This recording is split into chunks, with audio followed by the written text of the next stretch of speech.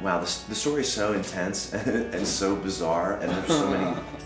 But if that whole period was like, it was very hard for us to get anywhere. But at the same time, we were so intent, and our belief in ourselves was so great. And I remember there were moments where like we were just inches away.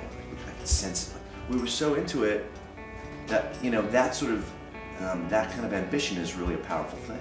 It can also blind you to certain things. Well, it kind of prepared you for the next phase, right? I mean, everything prepare. Yeah, all these things prepare you. Like you learn, either you learn what to do or you learn what not to do. Like you learn what's right for you. Like for example, we rehearse as an ambitious band. We rehearsed 5 days a week, 6 hours a day. Like Zappa's band or something. Like, yeah, terrible. Like boot camp. You know, what's one thing? If you're in Prince's band and you've got a tour coming up, and Prince wants to rehearse 12 hours a day and change all the choreography every day or whatever he does, that's one thing. But for a band like us to rehearse 5 days a week, 6 hours a day, becomes counterproductive in very short order. If your band is rehearsing more than 3 days a week, something's wrong. Don't do it. Yeah. Don't do it. If your band's rehearsing more than 3 days a week, tell them to either back off or get out. Yeah. Just for the sanity of everybody, for sanity, right? you can't get any balance. You're working way too hard at it if you're doing it that much. That's really my belief. I know it sounds, I guess, it depends on the situation. If you're preparing to do something, if you have some shows coming up or a tour coming up, then rehearse 5 days a week. It doesn't make any sense. Yeah. It's 3 days a week. Those are the words of advice. Yeah. From just don't rehearse. Don't rehearse too much. Don't rehearse too much. That's like, you know, that's those are promising words. What was that really? Burroughs, who would give a lot of speaking engagements, his formula was you rehearse 1 hour for every minute you're going to be on stage. Yeah, I mean, I don't know. That sounds too organized for me. Over time, you don't have to do it in a row.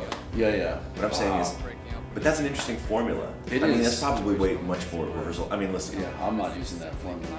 Not a surf. I mean, my present situation with Not a Surf is that we never rehearse for anything. Yeah, but you guys have been a band for years. No, we have good chemistry, and that's what it really comes down to is chemistry. Like, you know, this sort of simpatico that guys can have, or people can have with each other. Guys, but you know, like it was one of the, you know, Not a Surf is one of those situations where as soon as we started to turn the amps on and start to play, something was palpable. Like you could sense that we had something between the three of us. Immediately. Yeah, immediately. Like we liked each other a lot, and like I liked the music. It was a particular situation where it just kind of went off like fireworks. Yeah. Self-confidence is kind of your greatest ally. Of course. You know, but self-confidence like doesn't always win. Like sometimes you'll lose. Like I was lucky that I was able to continue to be a musician in another you know, it could have been another set of circumstances where I had to give it up and do something else. It pains me to think that I would have had to do that. What would I have done? I don't know.